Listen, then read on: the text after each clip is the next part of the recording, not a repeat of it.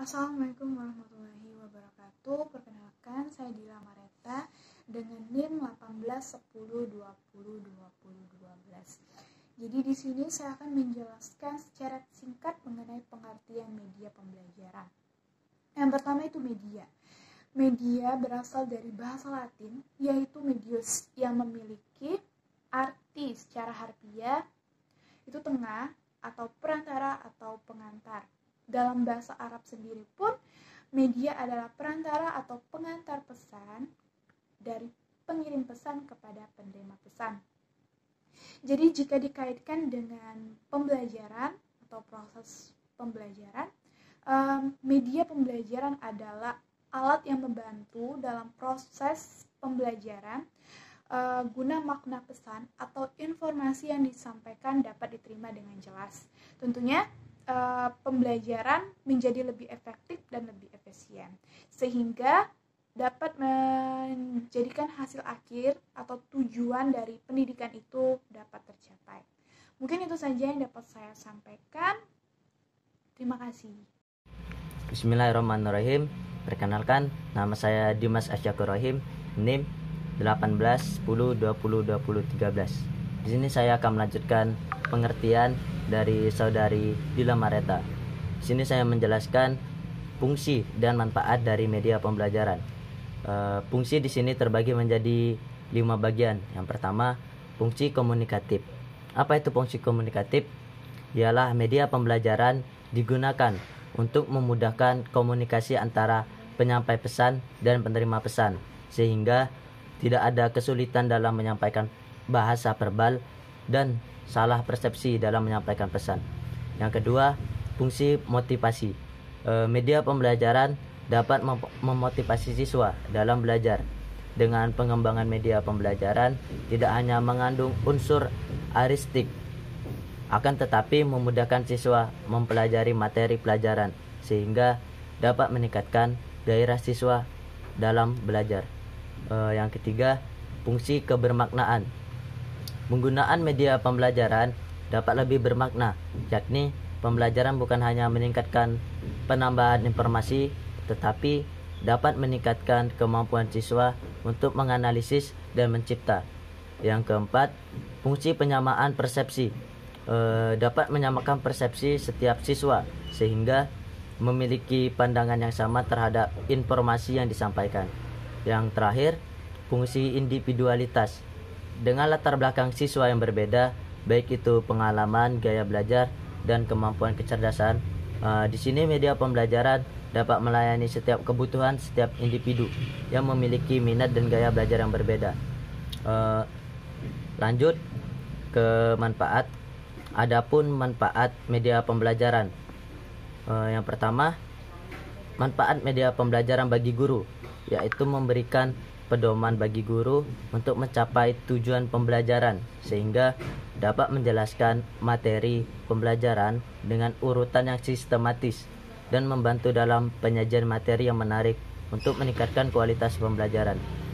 Yang kedua, manfaat media pembelajaran bagi siswa, yaitu dapat meningkatkan motivasi dan minat belajar siswa sehingga siswa dapat berpikir dan menganalisis materi pelajaran yang diberikan oleh guru dengan baik dengan situasi belajar yang menyenangkan dan siswa dapat memahami materi pelajaran dengan mudah. Sekian, terima kasih. Saya Hudayati dengan NIM 1810202025. Baiklah, sebelumnya telah dijelaskan oleh rekan saya Dimas mengenai fungsi dan manfaat dari media pembelajaran. Selanjutnya, saya akan menjelaskan mengenai beberapa hal yang dapat meningkatkan hasil belajar siswa dengan adanya media pembelajaran dan juga penggunaan media pembelajaran. Baiklah, beberapa hal yang dapat meningkatkan hasil belajar siswa dengan adanya media pembelajaran, yaitu proses pembelajaran menjadi mudah dan menarik. Yang kedua, efisiensi belajar siswa dapat meningkat. Ketiga, membantu konsentrasi belajar siswa. Yang keempat, meningkatkan motivasi belajar siswa. Yang kelima, memberikan pengalaman menyeluruh dalam belajar. Yang terakhir, siswa terlibat dalam proses pembelajaran. Baiklah, yang pertama, yaitu proses belajar mengajar menjadi mudah dan menarik.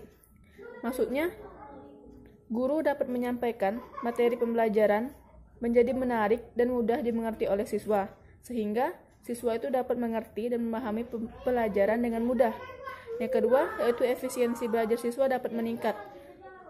Maksudnya, siswa yang belajar dengan menggunakan media, maka belajar menjadi lebih efisien, karena sesuai dengan tujuan pembelajaran. Guru memberikan materi bisa lebih berurutan dengan memberikan materi yang lebih mudah terlebih dahulu. Yang ketiga, yaitu membantu konsentrasi belajar siswa. Media pembelajaran yang menarik dan sesuai dengan kebutuhan siswa, maka dapat membantu konsentrasi belajar siswa di dalam kelas dalam menerima materi yang diberikan oleh guru. Yang keempat, yaitu meningkatkan motivasi belajar siswa. Media pembelajaran dapat meningkatkan motivasi belajar siswa, sehingga ketika guru menyampaikan materi di dalam kelas, maka perhatian siswa terhadap pelajaran dapat meningkat. Guru dapat menampilkan media pembelajaran yang menarik perhatian siswa sebelum pelajaran dimulai. Yang kelima, yaitu memberikan pengalaman menyeluruh dalam belajar. Dalam proses belajar mengajar, siswa bukan hanya memahami hal abstrak yang disampaikan guru, tetapi siswa juga harus memahami secara nyata dari materi tersebut. Yang terakhir, yaitu siswa terlibat dalam proses pembelajaran. Supaya proses pembelajaran di dalam kelas berlangsung dengan baik, bukan hanya guru yang terlibat aktif di dalam kelas, tetapi juga siswa aktif mengikuti dan lebih terlibat dalam proses pembelajaran. Baiklah, yang selanjutnya yaitu jenis-jenis penggunaan media, meliputi beberapa jenis, yaitu yang pertama media berbasis manusia, yang kedua yaitu media berbasis cetakan, yang ketiga media berbasis visual, yang keempat media berbasis audiovisual, dan yang terakhir media berbasis komputer. Pertama, media berbasis manusia. Media berbasis manusia ini mengajukan teknik, yaitu rancangan yang berpusat pada masalah dibangun berdasarkan masalah yang dipecahkan pelajar. Yang kedua, yaitu media berbasis cetakan.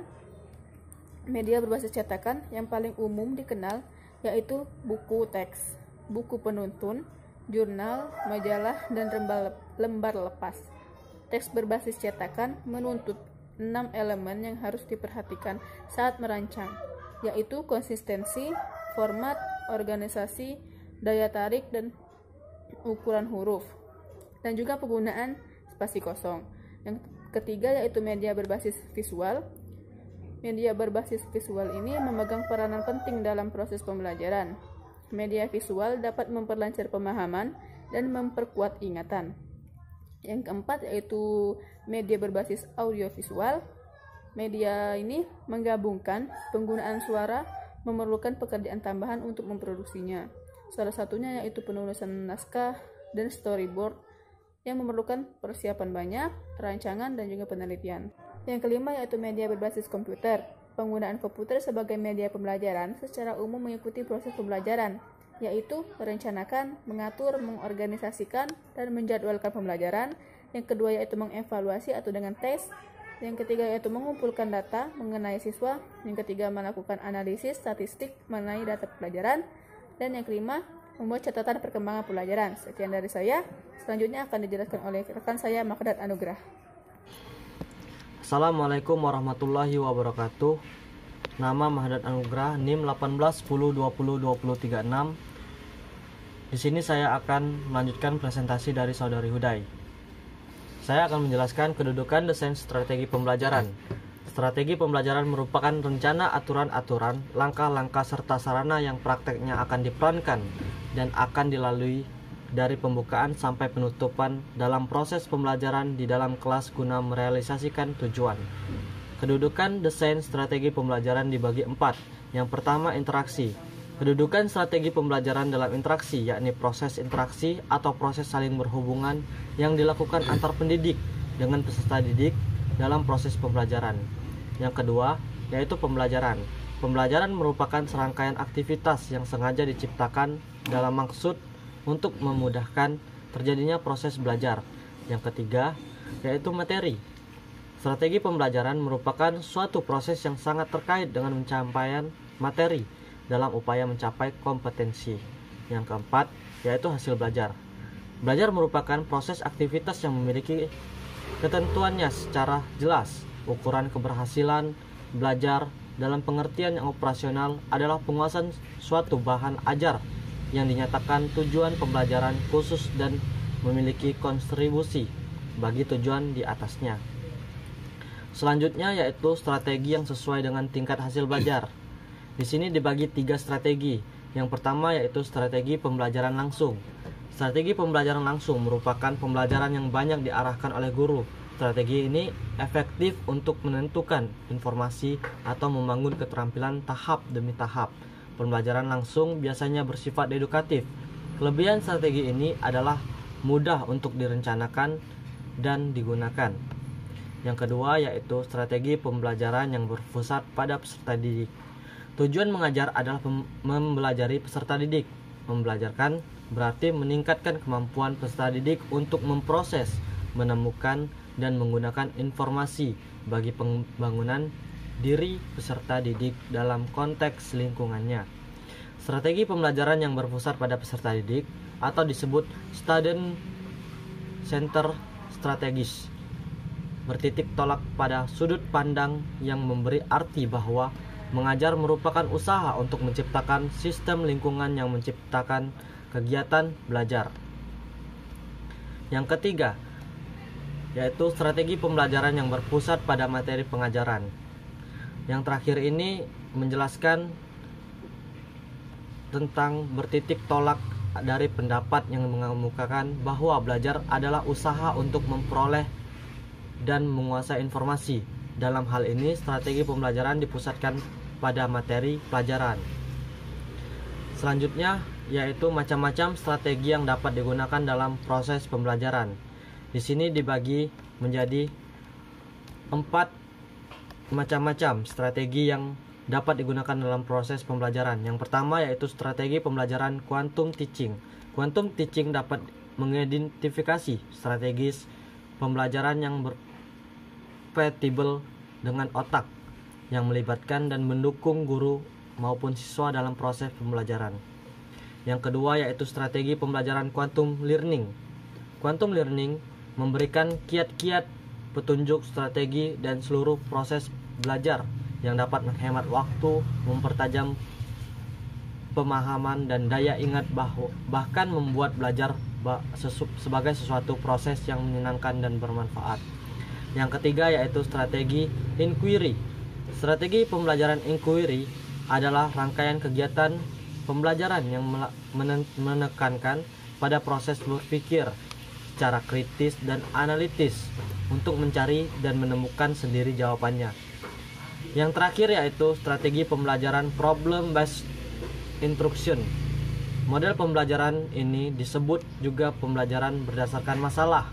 Model pembelajaran ini mengangkat satu masalah aktual sebagai satu pembelajaran yang menantang dan menarik. Peserta didik diharapkan dapat belajar memecahkan masalah tersebut secara adil dan objektif. Mungkin itu saja yang dapat saya sampaikan.